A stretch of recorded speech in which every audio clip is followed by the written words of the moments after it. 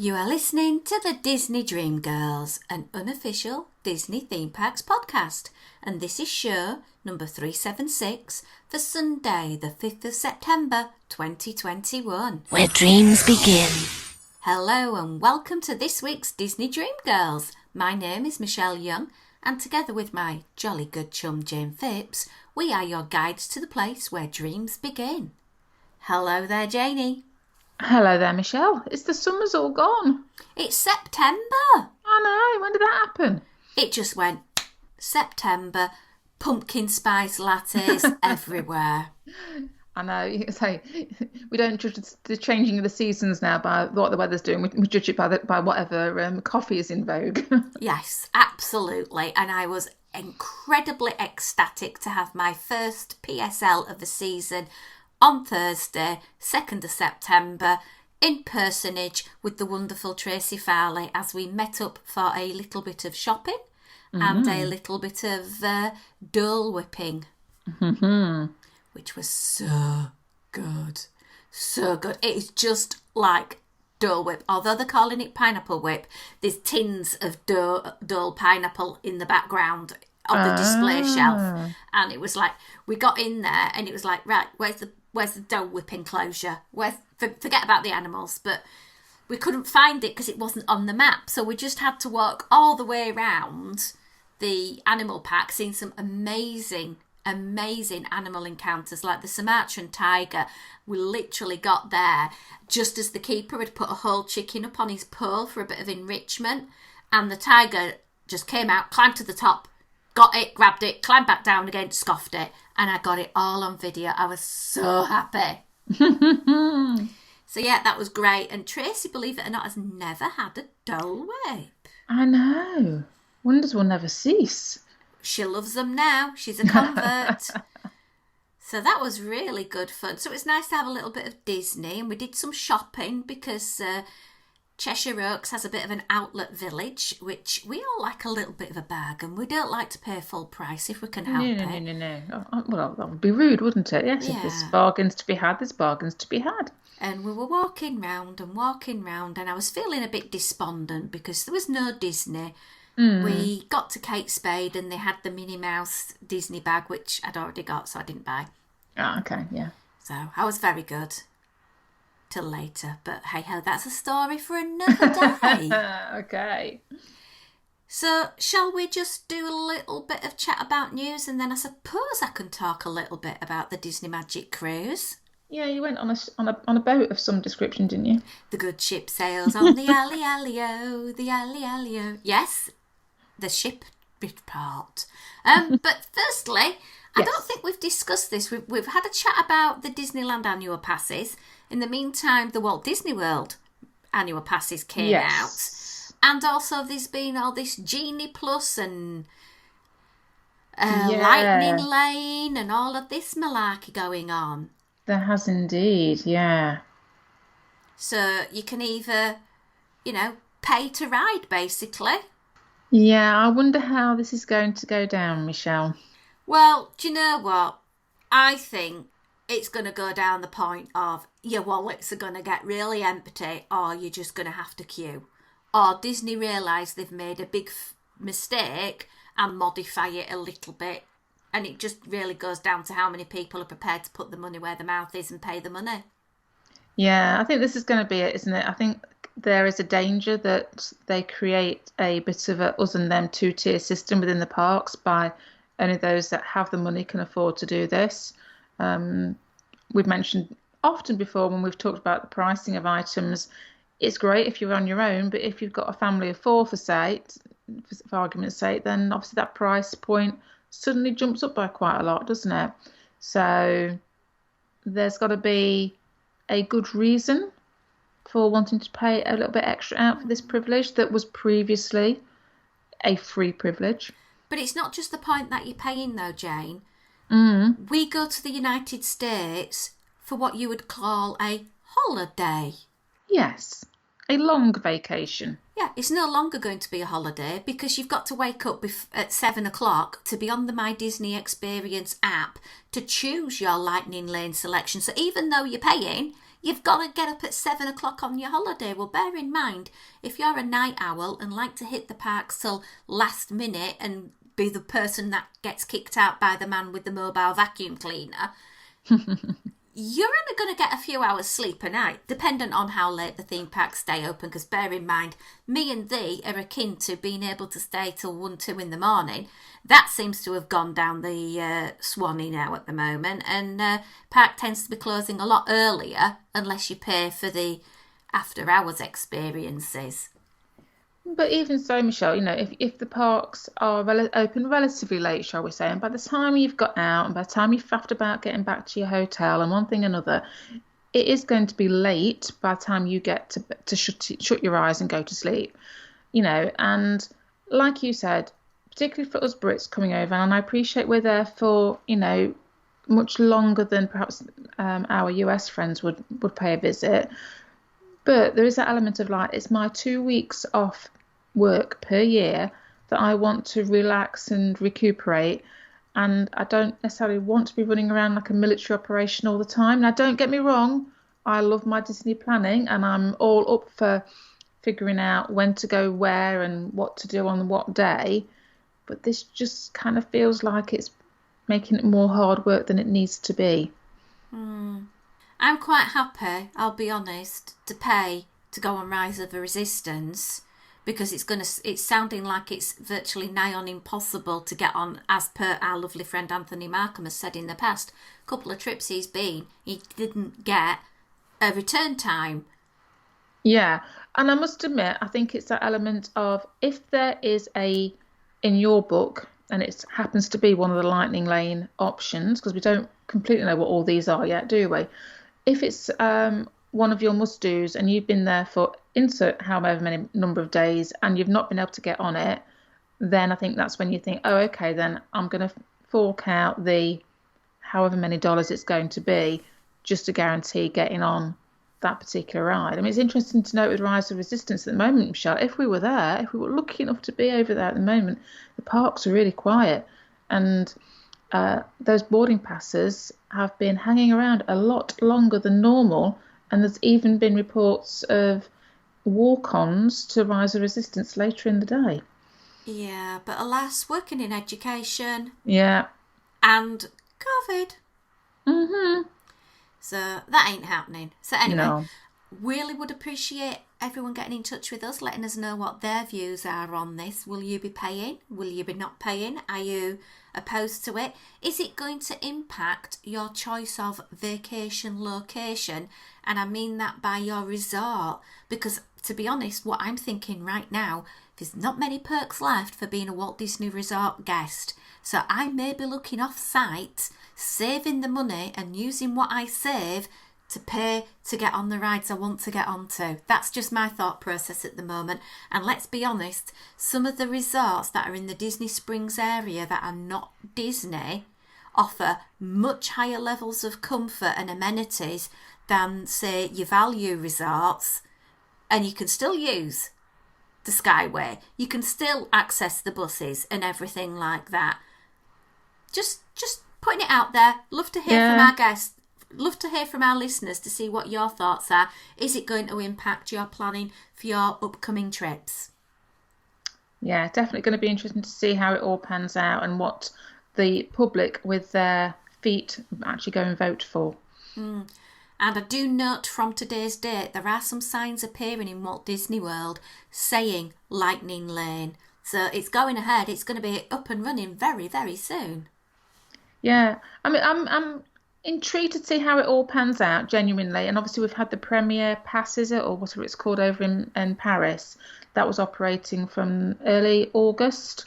So it'd be interesting to see whether or not what the take-up of that has been like as well, because obviously this seems to be that the way everything is now going, that if you want these fast pass or the old-fashioned fast passes, that you're going to have to pay for it in the future.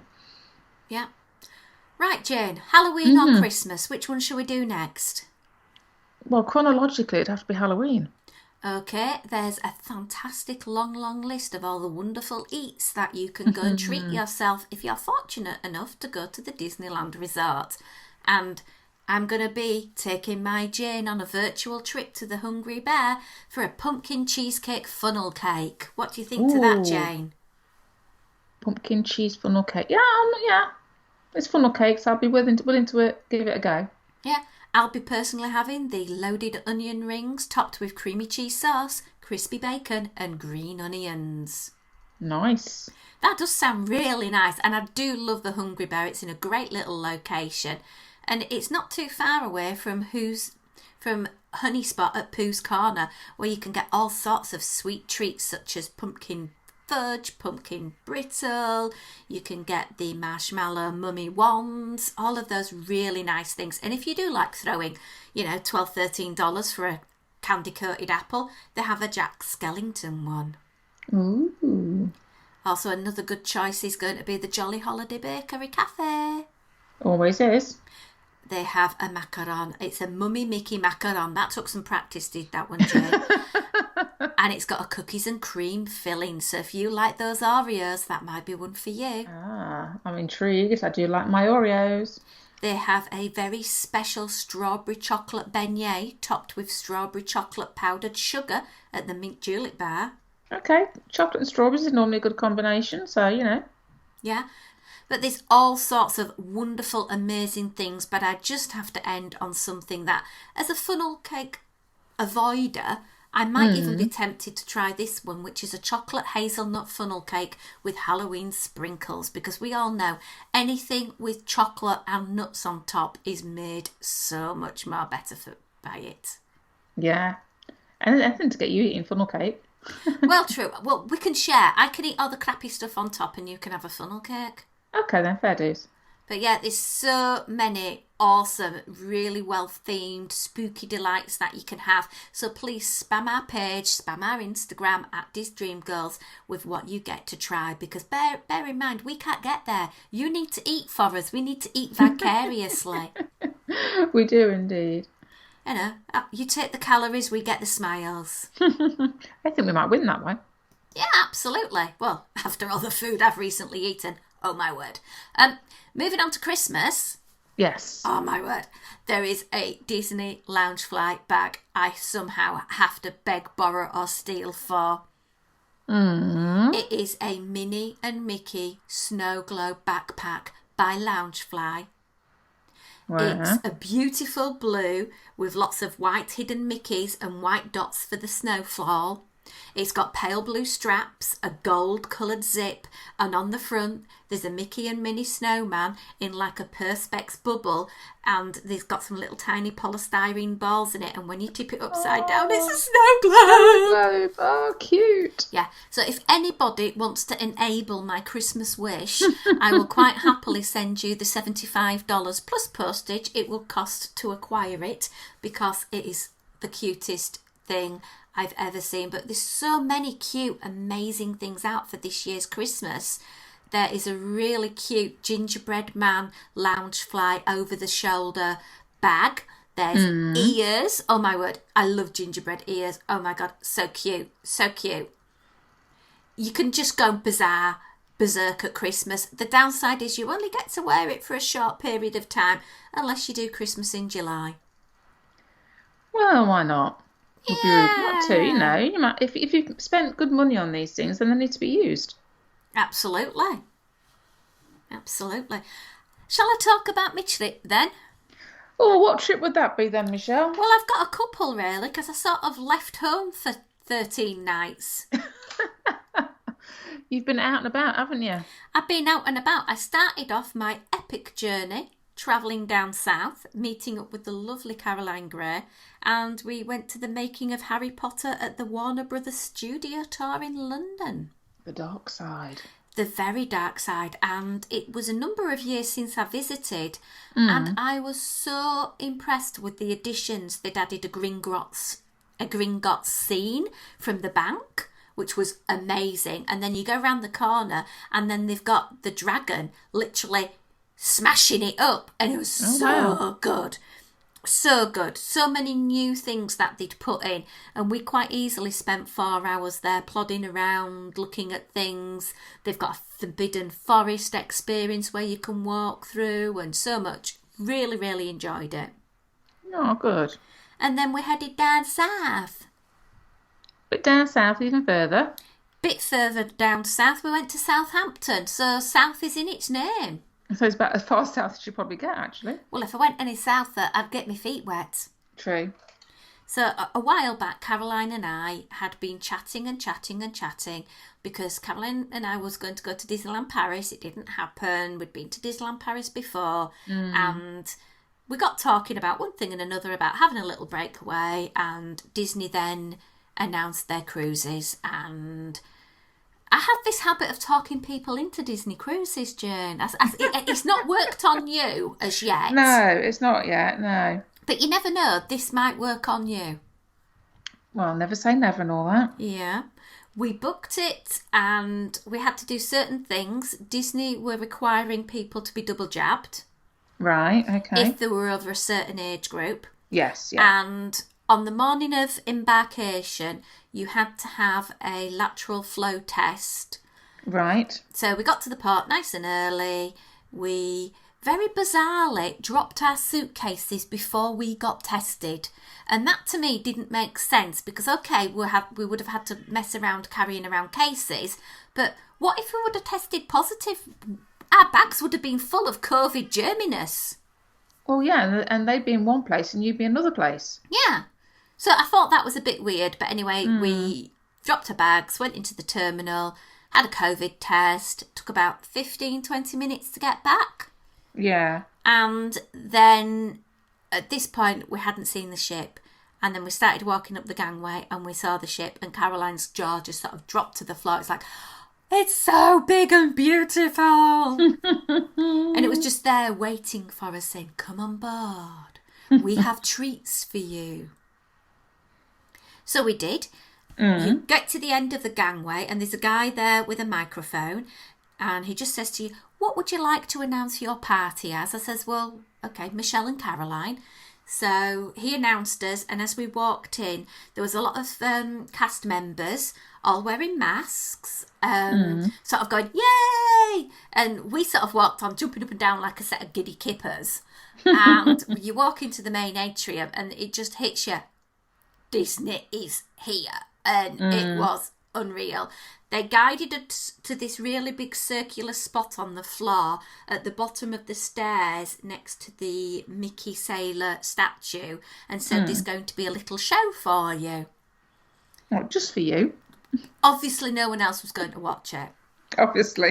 But we had a front row seat. And if you want to watch the video, I'll pop it on over DisneyDreamGirls.com and you can watch it on there. And I'll also put it on our YouTube channel as well. So after this point of seeing Mickey and Minnie for the first time in the sailor outfits, tears were literally soaking my mask because obviously we were indoors, you had to wear masks. Mask, yeah. Luckily I had my contact lenses on so that I didn't get my glasses all steamed up and look a complete Burke. But yeah, I was just like crying. I couldn't believe it. It was so overwhelming after not having that experience of walking into a park for so long and seeing the characters so literally close up. It just felt unreal. It really, really did. Oh. So the next step was the cast member ushered us to our muster spot. And so we sort of wandered through and we went to our muster spot and we had to take a picture using our phone to prove we'd been there. Okay. Okay, so I've got that on my phone. Muster point, aye. Normally at 4 o'clock you've got to go and slep up there and wait for the people that are in the bar getting drunk to turn up as well, and everybody tuts at them for keeping them waiting. But this way was so much more straightforward. Right, yeah. I did miss a point out where we were taken to one of the bars and we had to make sure that we were on the Disney Cruise Line app as well. Right, okay. Duh! I've been on the Disney Cruise Line app for like forever, checking my countdown every day. Yeah, why would you not be on it? Yeah. Our suitcases were going to arrive at our room around, we had been told, 3 o'clock, and we weren't able to get into our room at that point, so we thought we'd go and check out Cabanas, which is the buffet-style restaurant on the Disney ships.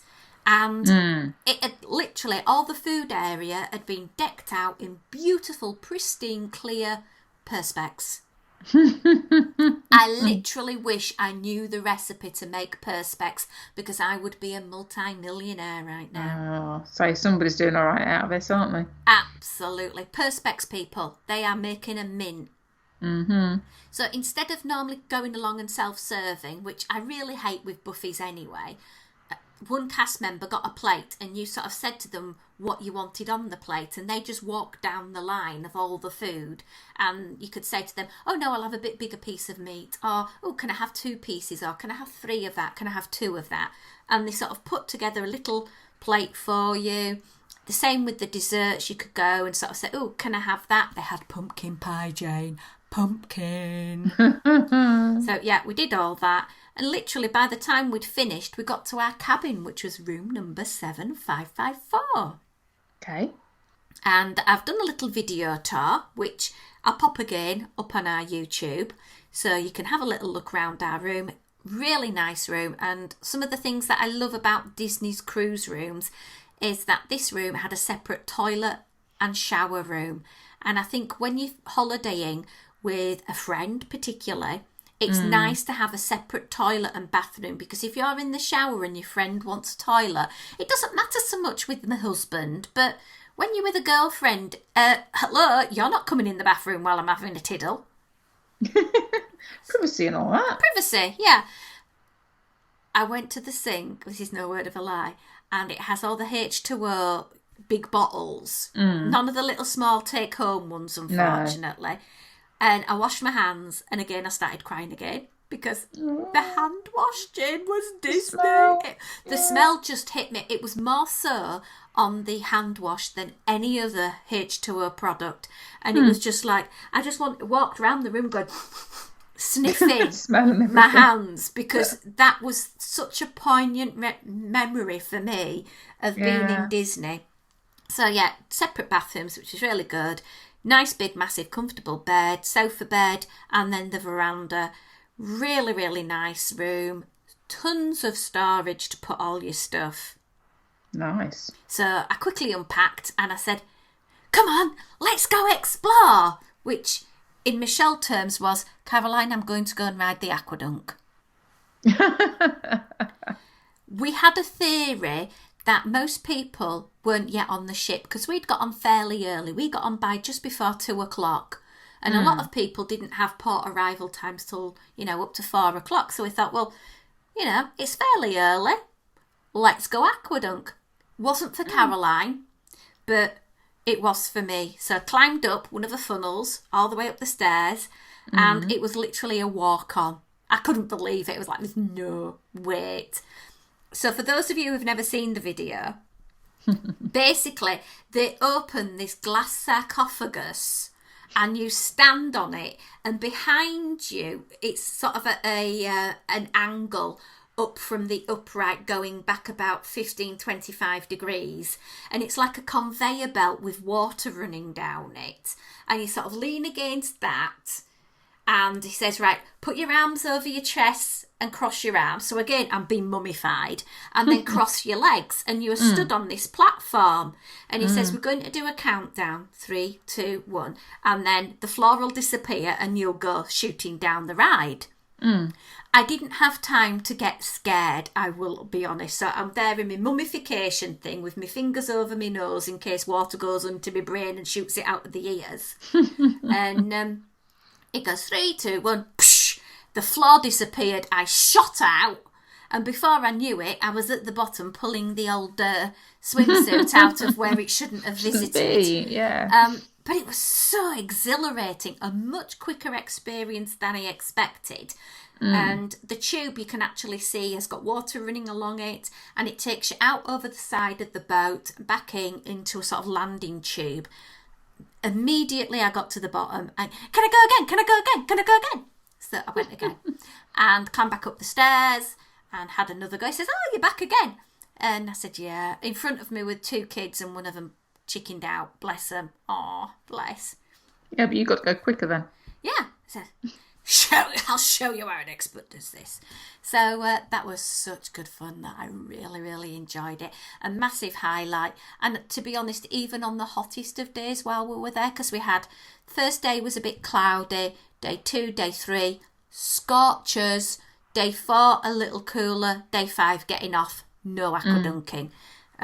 So my top tip is, even if you're not going on one of these staycation cruises over the next couple of weeks as they're departing from Tilbury or Newcastle, any Disney cruise, top tip, wear your swimmies and go and do the aquadunk or aquacoaster or whatever on your first day.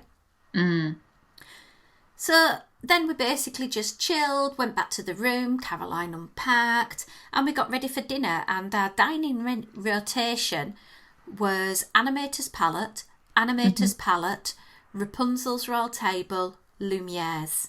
Because the unique thing about Disney Cruise Line is that you have a dining set rotation. And while you rotate to those restaurants, the wait staff that look after you do as well. So they get to know you really, really well. And they know the preferences of your food, etc. And it is unique within the cruise industry that Disney offer this. Right. So we had Animators Palette twice, which was really good. The first night there was going to be a standard menu. There wasn't going to be any of the special, wonderful things that you can get on Animators Palette. We got seated and I enjoyed something just for you, Jayne, a lime margarita. Oh, nice. And it had a salted rim, which was very sharp. It was really good. Sounds yummy. The food was sensational. I think, to be honest, this was probably my favourite evening meal of the whole trip because they did a pork tenderloin Wellington and you had 2 little pieces of pork in the pastry. Oh, it was magnificent. Cool. And this was the night I decided to order every dessert on the menu just to try it. And I did. We got a pumpkin cheesecake, a chocolate bomb, a Kahlua creme brulee, which was not to my taste. There was a mint chocolate ice cream sundae. I managed to master the let's have an ice cream sundae every night routine. And then there was a sticky figgy pudding, which never turned up, but I don't think I would have eaten it anyway. Right. So that was pretty much amazing. And the beauties about the Disney Cruise Line with regards to the dining, if there's something, say for example, it has steak with dauphinoise potatoes. You don't like dauphinoise potatoes. Well, you could say to them, oh, on the pork dish, there's mashed potatoes. Can I swap that out? Or, oh, I can't decide between the pork and the steak. Can I have both? And Disney are so accommodating on that. They will do it a lot more so than any other cruise line I've ever been on. Wow.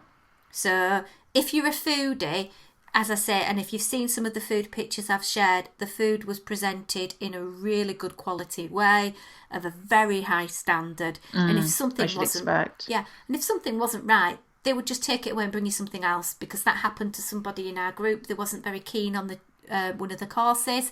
Would you like another one? Right. Perfect. After dinner, because we were on the early sitting, we just really meandered around, tried to catch characters, and there were a few different places you could catch them.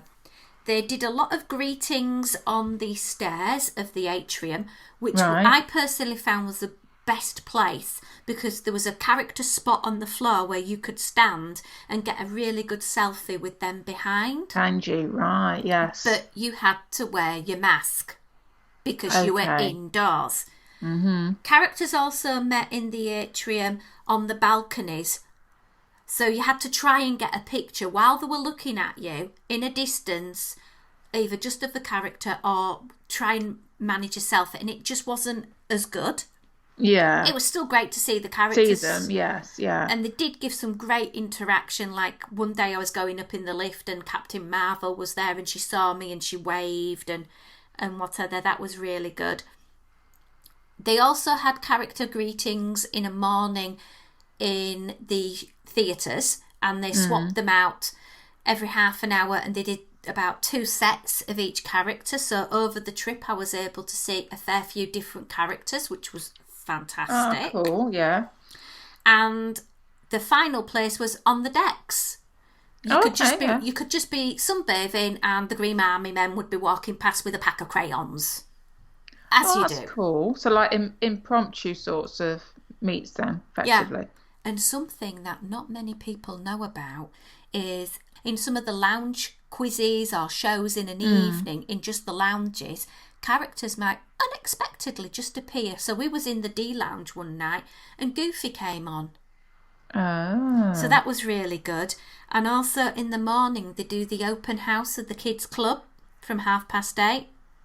Yeah. Well, we were able to meet Jessie one morning and Woody another morning there, because obviously what do the adults do? They want to go ride the slide in the kids club, which they let us do. I was going to say, you do know that you're not a kid anymore, don't you? Have you seen the outfits I wore? I wore it better than most 9-year-olds. Because each day myself and Caroline had some very highly themed outfits. So the first day I went as I'm just here for the snacks with my snack outfit. Yeah. Day 2 was Duffy, and I wore all my Duffy, Shelley May, Stella Lou, all of that. I did Figment another day. Another day I did Alice. Another day I did a Disney food dress. And to dress up like that was such good fun. But you looked round the ship and I would probably estimate somewhere between maybe 5 to 10% of people were being similar and making some kind of concerted effort to look Disney. Either wearing ears or maybe a t-shirt or a Disney dress. The rest really didn't have much of a clue that it was a Disney cruise. I was just going to say, was there that element of people who just thought they'd give it a go, or that were maybe more akin to other cruise ships and thought, oh, Disney doing one, never heard of Disney doing one before, let's give it a go type of thing? Yeah, from what I sort of found out from speaking to cast, they were saying that about 65% of people on board had never done a cruise before.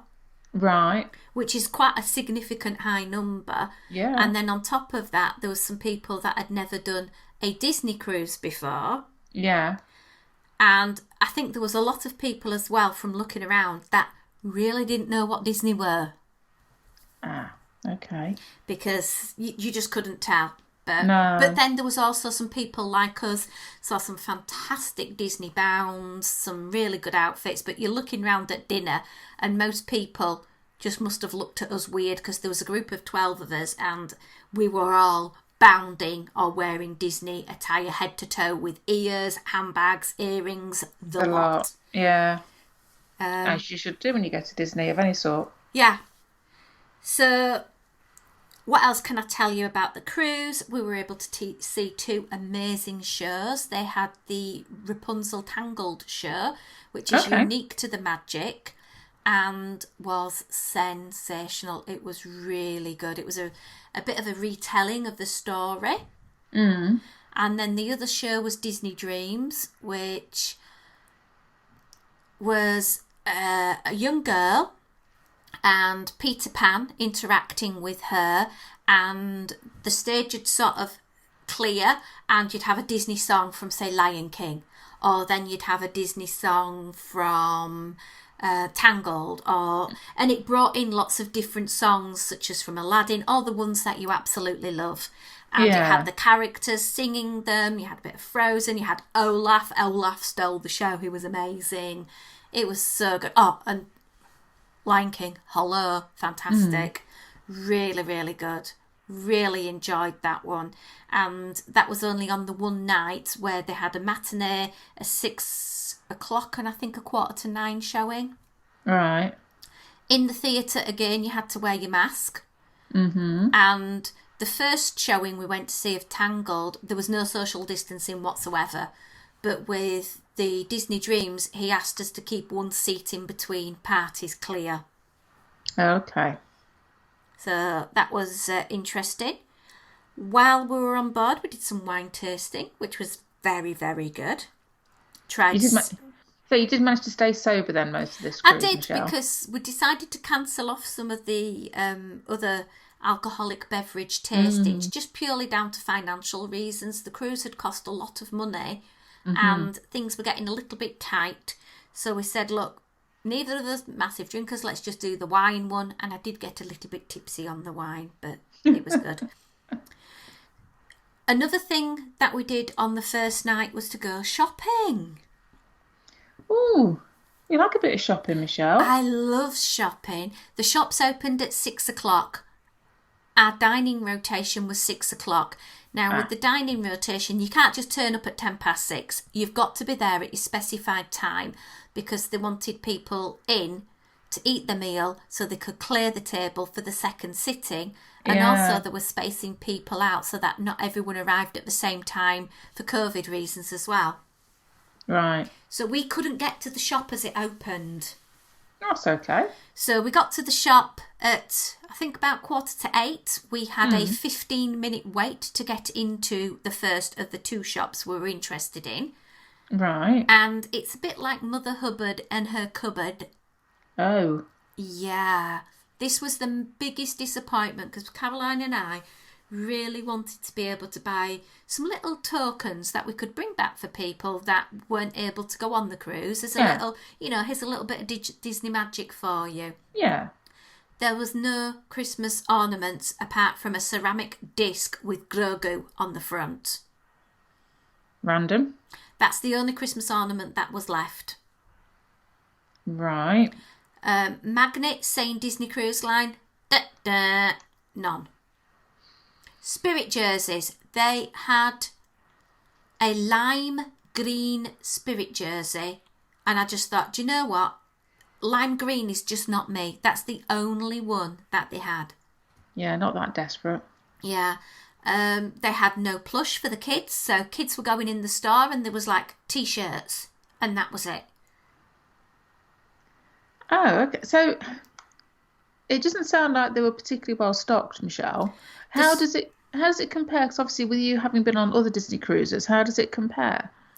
I just can't understand it because other cruises, I've never had to queue to get into the shop, and I've always been able to go in and get exactly what I wanted. Lots of Disney merchandise connected to the cruise line. I really, really struggled to find anything connected to Disney Cruise Line that wasn't, like a $350 Dooney and Burke bag. So why do we think this was then? This is because they've just simply not catered for sufficient stock for the UK market, or they think the UK market wouldn't be interested? Well, we spoke to lots of people and we got lots of different results. So, the Panama Canal being blocked stopped a lot of freight being arriving at the port was one excuse. Brexit was another one. COVID was another one. People on earlier cruises going mad and buying 12 of each item was another one. Which is what I was wondering may have happened, yeah. Yeah. I did speak to somebody on, I think, day 3, and she had one of the very, very rare Loungefly bags, and she said, oh yeah, I got in the queue on day 1 at 4:00, 2 hours before the shop was due to open, and she'd made a pact with the lady behind her that she was going to go and get the Spirit jerseys for both of them, and the other lady was going to go and get the Loungeflies for both of them, because there were 6 Spirit jerseys on board, and there was 6 Loungefly bags. And they said they went within 5 minutes of the door opening at 6:00. Well, they would do, wouldn't they? How many passengers on board at this point? I think there was 1,800. And six Spirit jerseys. There was a lot of very, very disappointed people because later that evening we were sat in sort of the guest services area and we could hear a lot of people going to complain. We didn't feel it was part and parcel, of it. Why should we complain? It was disappointing, I'll admit, but I didn't feel strong enough to go and put a complaint in. No. Purely because I was just so darn grateful to be on the boat. Yeah. I did manage to pick up a couple of luggage tags saying Disney Cruise Line for a couple of gifts. I picked up a Captain Mickey magnet for myself. And I did manage to buy a shirt. Okay. But as to anything else, there literally was nothing. And I felt really, really bad because I wanted to be able to, you know, as I said, we both wanted to get little tokens. So people will be getting thoughtful gifts from the Disney Cruise Line. I managed to acquire some clean, unused beverage cups that say Walt Disney World on them. So you'll be getting some unreusable, disposable mug cups from me, or you might get a serviette saying Disney Cruise Line on it, you know. I did actually speak to a fantastic cast member at guest services, a young man called Mathieu. Thank you, my darling, you were amazing. And I asked him if I could have one of the buttons, because the buttons have got the unique Disney Cruise Line on the badge. And there were all sorts of ones like I've lost a tooth, or magical moments, happy birthday, special celebration, whatever. And he was incredibly kind and got me some buttons as giveaways or sendaways to people. Oh, nice of him. Which was really, really good. And then some people then got very angry because some of the buttons ran out of stock, and then started complaining that people had been taking them and they shouldn't have been taking them. But it's like, you can't just go and help yourself. They were under the counter and the cast members had to give you them. Yeah, so it's not your control, is it? No. What else did we get up to? We had a second night in the Animators Palette, and that was where the animation show goes on. So for those of you who've never done this show, you're greeted on arrival with a sheet and you have to draw a little character. They take these sheets in and they put on a show towards the end of your meal, and these characters that you've drawn have come to life, and it was so amazing to see them. It was so cool. I'm an animator now. Which was good. Although I was sat next to Mark Peter and his beautiful girlfriend Alyssa, and the pair of them are just so talented at drawing. My little stick man looked completely naff in comparison. But you tried. I tried. So Animators Palette was, again, beautiful food. The third night was at Rapunzel's Royal Table, and the theming was around it's her birthday. So lots of food, like it was a special birthday sundae. There was a little show again with some characters, which was great. I had a bit of a bad view for that one, so I wasn't really that able to see. But it was really, really enjoyable. Good show, good food. And then the last night we ate at Lumiere's. Right. French food then? Yeah, we had the most amazing French onion soup, just like Be Our Guests at Walt Disney World. It was so good, so good. And in between all of that chaos, we also ate at Paolo, which was sensational. I will save the Paolo review for a later time. I think I'm going to talk about that later on, but the food there was just amazing. We really, really enjoyed it. Cool. There was one other big disappointment of the trip. Right. There was no Mickey bars. Oh, yes. And the sailing after us, they had them. It was just ours. No. I know. I couldn't believe it. It was like, hashtag where's the Mickey bars? Oh, that's not... I thought when you said to me there was no Mickey bars, I presumed that was for the whole of the cruise line in the UK. Nope. Not just the week you were on it. I know. Not very happy. Sad face. I know, big sad face. But I did go in the Cove Cafe, which is an 18 plus adults coffee bar cum snackery, and they put a Mickey Mouse on the top of my latte, and it made me dead happy. And I challenged myself to drink all the way down to the bottom without smudging the Mickey sort of design they did, and I managed it, so woohoo! So yeah, lots of wonderful experiences. I was able to meet Snow White as bounding as Snow White. Oh, cool! Which I was really, really giddy about. I took Stella Lou for a tour all over the cruise and took lots of silly pictures of her. Lots of fun. Really, really enjoyed it. It was fantastic to get some Disney spirit in our life, which was fantastic. It was an expensive experience. I will be honest, it really, really was. But at the end of the day, I could be flattened by a bus tomorrow. Do you know what I mean? Do you know what I mean? Absolutely, Michelle. And I think this is probably where we're all at a little bit I would imagine, with the whole world situation, shall we just say. And it's like, I think I've said before, if anything, this past 18 months or so has taught us that we need to live our lives to the fullest at every given opportunity, because we don't know when it's going to get taken away from us, do we? So I think things like this come along, and if you get the chance to do it, then go for it. Yeah. And I know we're in a time of a global pandemic, or we're trying to ebb our way out of it. I can just say this.